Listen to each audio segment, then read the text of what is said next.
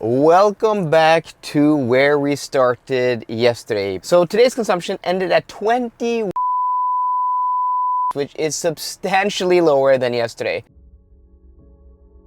How big of a difference does it make driving the same electric car on the same stretch of road where the only difference is good and bad weather? That is what we're going to find out in today's video, driving the Polestar 4 long-range single motor from Oslo to Gothenburg and back again. Day one, we're going to have bad weather, we're going to have rain, we're going to have cold weather, and it's going to be windy. But the second day, we're going to have blue, sunny skies, warm temperatures, and dry roads. Guys, watch this video till the end because the results may actually surprise you.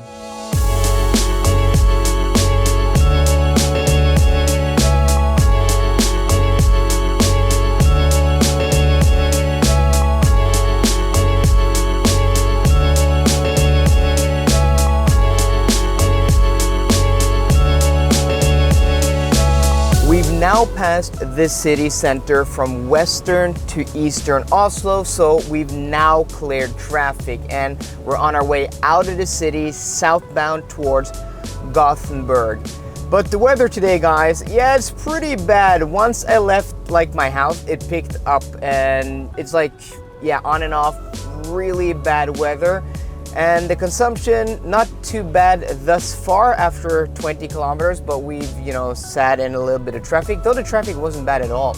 I was, afraid that it would be a lot more traffic getting through Oslo, but the consumption is now at about 18 kilowatt hours per 100 kilometers. But there's one thing I wanted to update you guys on that really annoys me with this car, and that is how the adaptive cruise control on this car works. The calibration, the sensitivity, just the programming of it, it's just frustrating. And I've experienced this a lot with Chinese cars. I talked about this briefly in my range test. And Polestar is a Swedish brand, but their parent company is Geely, and there is platform sharing, more with some vehicles than others. And this is the vehicle that I think they've spent the least time developing. From it was announced to it coming to market was a relatively short time compared to their other cars. And this is basically a reskinned Zeekr 001, which isn't a bad thing. But you can tell that this car isn't made for the European market because of how the adaptive cruise control just keeps stopping and breaking down. Why? We're following traffic. It's so annoying, it's so unpredictable. There's a display here in the center console that shows you that it's following the car in front. So that car is highlighted in yellow, but now and then, ever so often, it will just brake because there's a car in the left lane. There was an intersection, a stoplight, and there was a car stopped at the light there. Even though the car clearly shows that we're in this lane, it breaks down to 20 kilometers an hour. It's just so unpredictable and unrefined and unsmooth. This may not be, the best environment with this weather and in traffic, but I've experienced this on the motorway, with very little cars just passing a truck. It will brake for the truck. Here also, there's an Audi going to the left in this intersection and this car just breaks down. And I was why is it braking? Why are we stopping? This is so frustrating and annoying.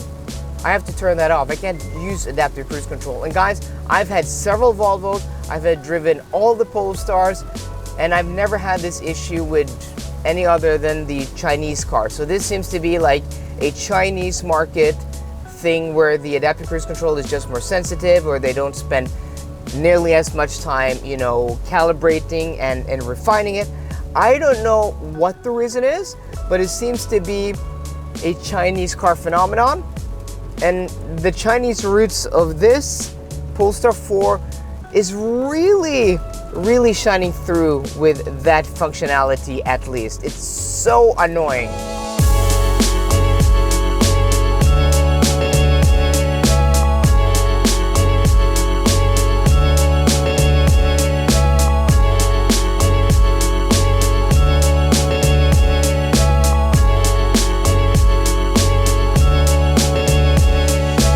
After about an hour on the road. We are nearing the Swedish border. I think we're about 35 minutes out from crossing into Sweden.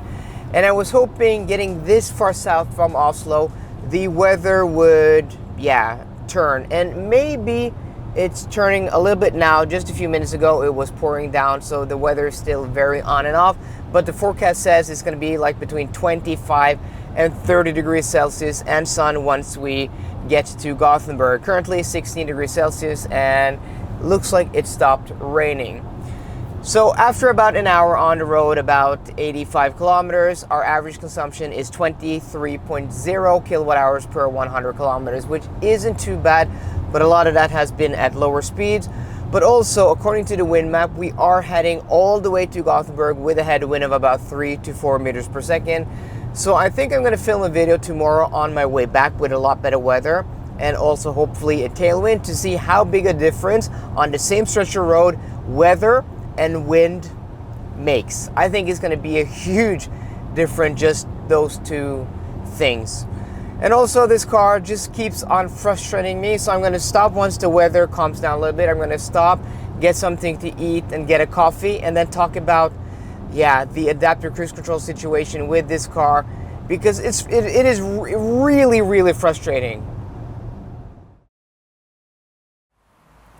I've now stopped at a Shell station to get something to eat, so I've now consumed a hot dog, or a pølse in lompe, what we call it here in Norway. It's kind of like a hot dog with what looks like a tortilla wrap, but it's not a tortilla wrap, it's like a potato flatbread that is soft.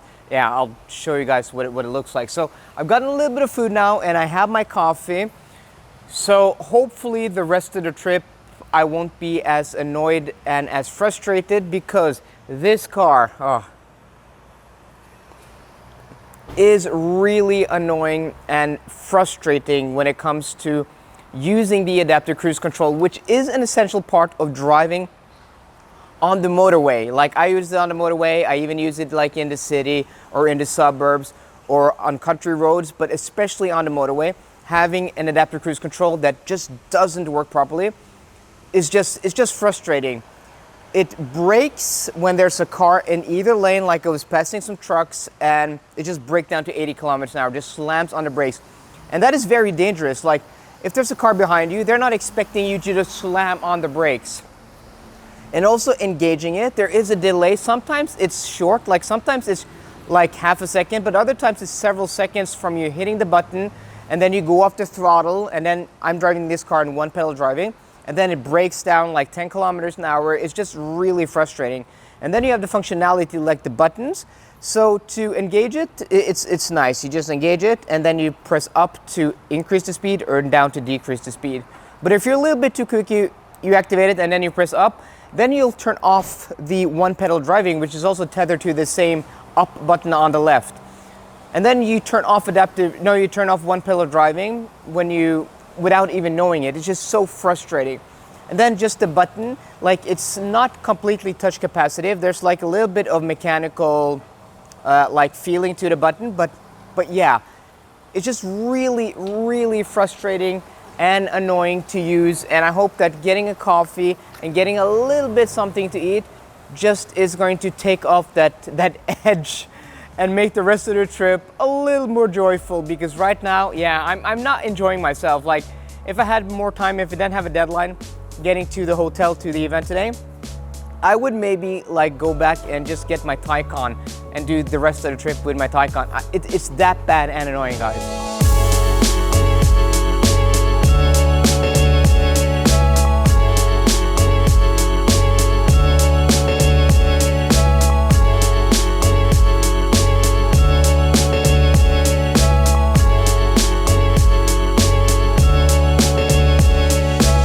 Welcome to Gothenburg, guys. I've now arrived at my hotel, which is called Gothia Towers, or Gothia Towers, however you pronounce it. I think like in Norwegian and in Swedish it's Gothia, but in English it's probably Gothia.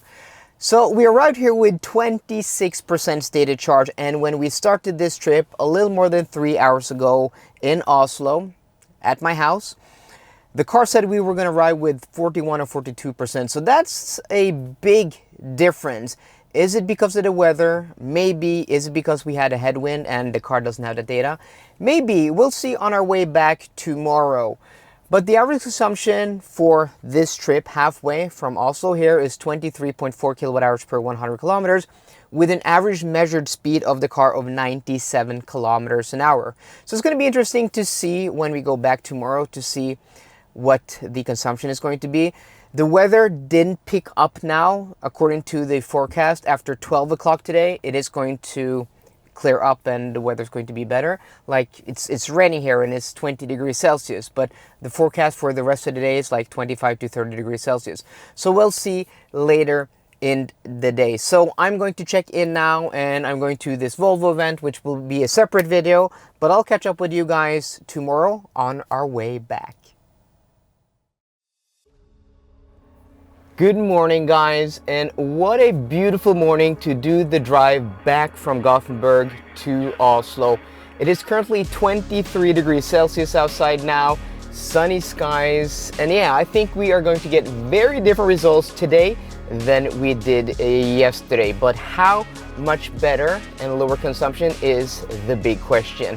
But before I head back to Oslo, I'm actually now headed to Polestar HQ in Troslanda, right outside of Gothenburg. So it's a little bit of a detour, but it is, north of the city, back towards Oslo. So the detour isn't going to be big, and we're not going to do many extra kilometers compared to the trip we did yesterday. So I think, like, in the bigger scheme of things, it's not going to affect the results at all.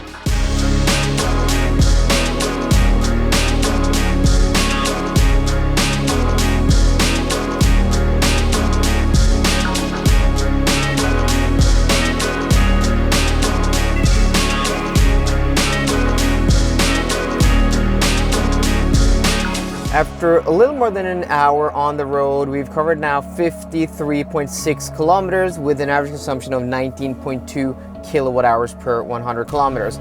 I was using the manual trip meter here, but watching the screen, it reset using a microfiber cloth, so that's annoying. And as you can see here, or I don't know if you guys are paying attention, but it's now 3 o'clock in the afternoon. We have hit a little bit of traffic on our way out of Gothenburg, and it's much later because I have actually been to Polestar in Troslanda and filmed the video. So that video is going out later this or next week, so it's not going to be part of this video. But when I was at Polestar, I actually got to talk to some of the engineers who are responsible for the ADAS, or adaptive driver assistance systems. And I talked extensively and told them in detail the problems with this car that I have covered in this video. And they said they are aware of that issue, and there is an update coming in a few weeks to address this specifically.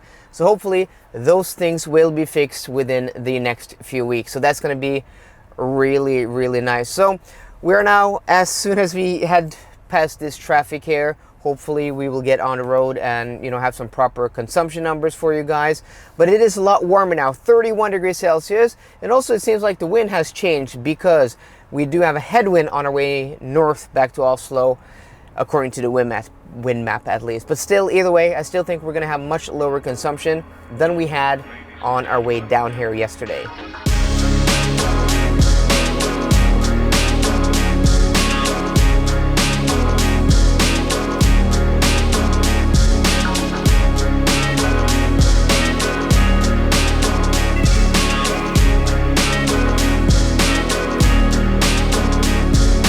We're now on the bridge that crosses over from Sweden to Norway. This is the famous arch, and right over here is the sign, and right here is the border between Norway and Sweden. And now we are in Norway, so that means we have about an hour and a half left. We have about 130 kilometers to go. Thus far, the average consumption is 22.7 kilowatt hours per 100 kilometers. So I think we're gonna have around that once we get back. I don't think it's too windy today. I think it's actually pretty nice. It's a little bit later in the day now because I was so tired after stopping to eat, like just crashed completely, and I stopped, at a rest stop, and or do we have to stop here? I'm not sure. I don't think we have to stop at the border. But I was so tired. I stopped at this rest stop and got like 45 minutes of sleep because I was so tired. Yeah, there's a border. There's a border check here. So yeah, but hopefully I don't get stopped because once I did that from Germany with my e-tron GT, it took like an hour. They checked the car and stuff. So yeah, that's not fun. But okay, guys, about 1.5 hours until we are, back where we started yesterday. Welcome back to where we started yesterday, back at my place. I'm home finally after quite a long day and a long day yesterday. I'm quite tired and can't wait to get in and rest a little bit. But yeah, so we arrived here with 31% stated charge is what the car's telling us, and that's exactly what the car predicted when we left Gothenburg. So we have two trip computers now. We have one set when we left the hotel, and the other one which was reset by accident when we left Polestar HQ in Troslanda, right outside of Gothenburg. So with one, there's about 50 kilometer difference, but the average speed is much higher after we left Troslanda, so I think that's the one which is more correct to compare, because I think yesterday we had an average speed of 97 kilometers an hour, and today we had an average speed of 95 kilometers an hour from the HQ of Polestar. So today's consumption ended at 21.1 kilowatt hours per 100 kilometers, which is substantially lower than yesterday. So yesterday we had a consumption that was almost 18% higher. And when we do the calculations yesterday with those conditions, that gives us a range of 368 kilometers, and today 432. A lot better, and a lot more in line of what I was hoping and expecting from this car. So as predicted, today's results was a lot better, a lot warmer today, between 23 degrees Celsius this morning, but throughout the whole trip, like, it's 25 degrees Celsius now, between 31 degrees and 25 degrees Celsius. So quite warm conditions, meaning you are running the AC quite hard. So if it was like around 20 degrees Celsius and nice conditions, we would have gotten even more range, which I think are the most optimal conditions. Around 18 to 22 degrees Celsius, I think is just the most optimal, because you have the weather, you don't have to run the AC too hot, the battery is, at its best operating temperature to get the most efficiency. But yeah, still today, really good results, and impressed with this car, because yeah, we could do over 400 kilometers on a motorway easily during these conditions. So guys, let me know what you think about the results over these 2 days. I think it's kind of interesting to see good and bad weather, how much that actually impacts not only the temperature, but also the rainy weather and the wind. So I hope you enjoyed today's video. If you did, please drop me a thumbs up down below, and for more car content, as always, please subscribe. See you guys later, and goodbye.